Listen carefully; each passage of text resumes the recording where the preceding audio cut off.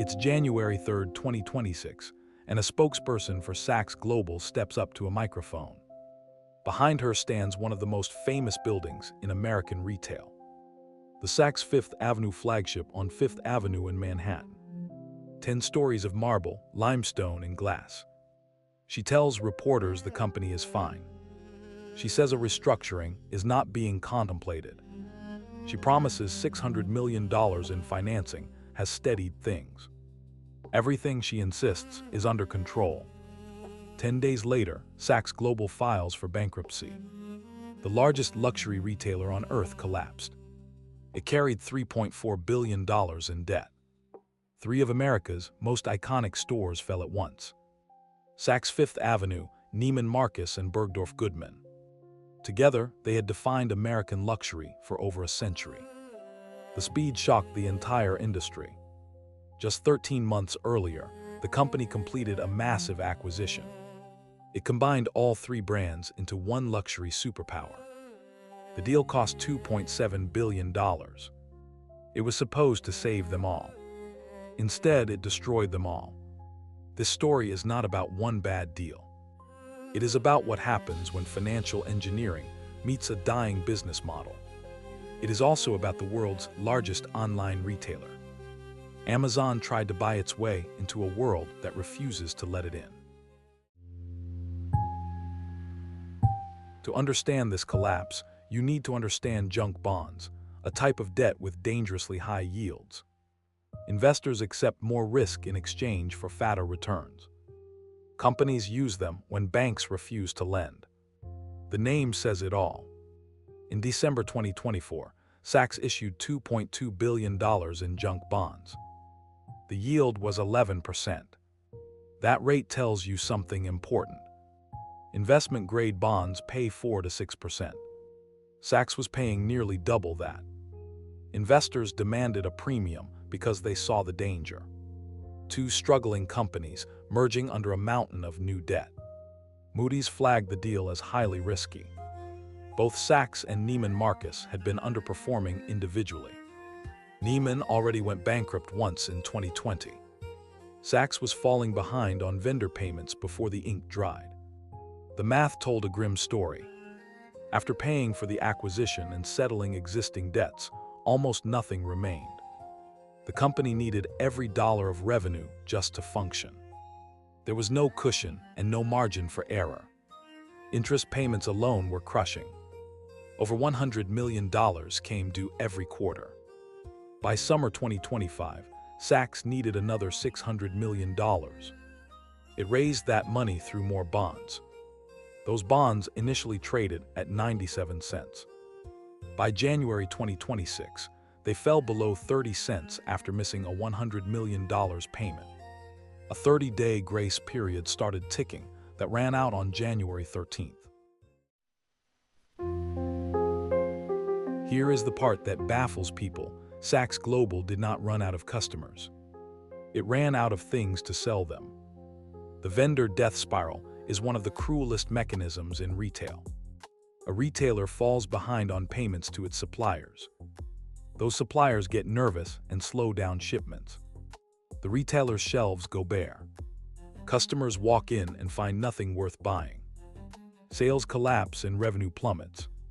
The retailer falls even further behind on payments.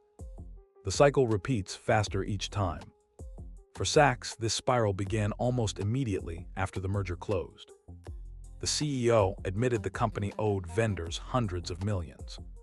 He promised payment would start in July. July came and went without results. The numbers tell a devastating story.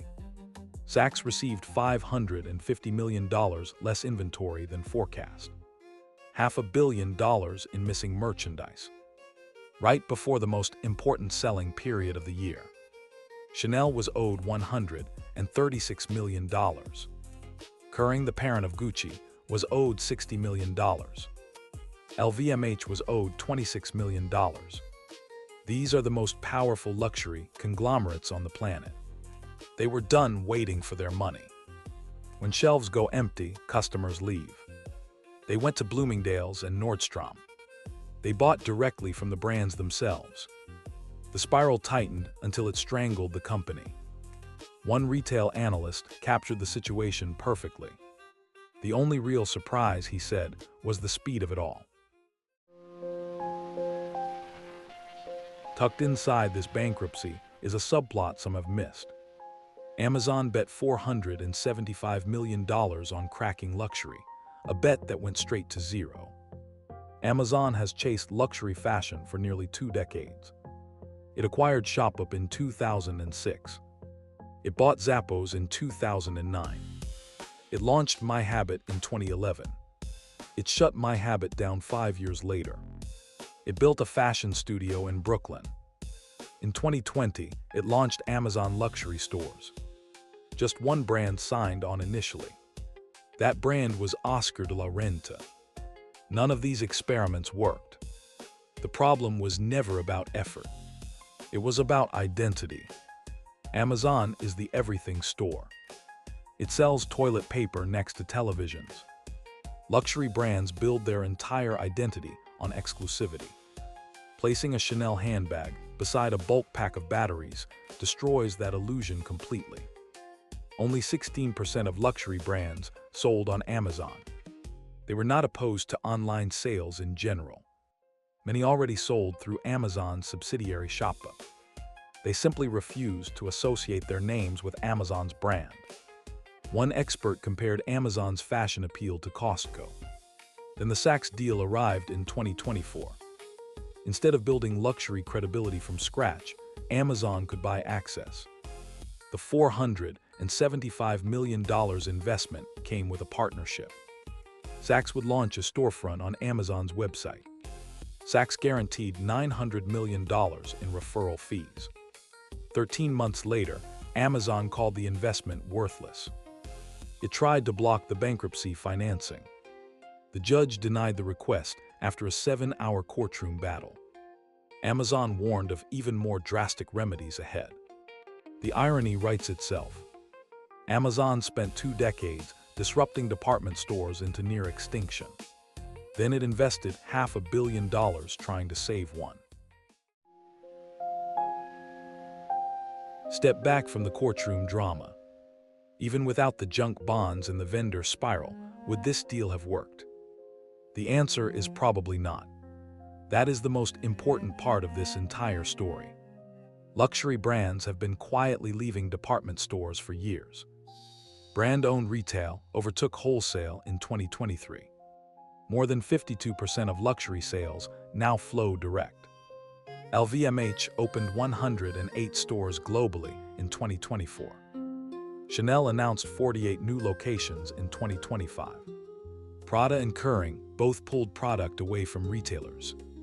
Why would Gucci share margins with a department store? Why would Chanel surrender control of how its products are displayed? Department stores once served a vital function as curators. They introduced shoppers to brands they might never discover alone. But social media took over the discovery role. Brand websites took over the transaction role. The department store lost its core reason to exist. The long decline is unmistakable. Department stores held 14% of retail in 1993. By 2024, that share fell below 3%. Barney's went bankrupt in 2019. Lord & Taylor closed in 2020. Neiman Marcus filed for bankruptcy in 2020. Farfetch sold in a distressed deal. The pattern keeps repeating itself. Saks Global was supposed to break that pattern. Combining 3 luxury brands would create enough scale to survive. It was a reasonable idea on paper alone. Paper does not pay billions in bond interest. Saks Global is still in bankruptcy today. It secured $1.75 billion in new financing.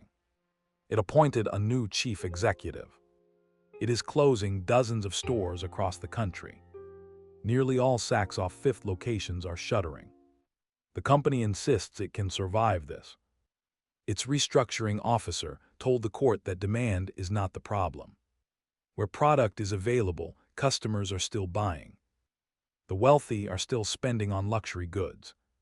The issue, leadership argues, is purely financial. fix the balance sheet, and pay the vendors. The business comes back. That might even be true in the short term. But the world has changed around these stores. The real question goes beyond one company's survival. Does the luxury department store itself have a future? Can anyone profitably serve as a middleman anymore? The brands want to sell direct. The customers can find anything online with a few taps. Every year, luxury brands open more of their own locations. Every year, they invest more in their own websites. Every year, they pull more product from wholesale partners. The department store share shrinks with each passing season. Perhaps someone will find a new model that actually works. Perhaps a smaller, more curated version of the department store will endure. For more economics, business, and finance, minus the boring parts, check out our other videos.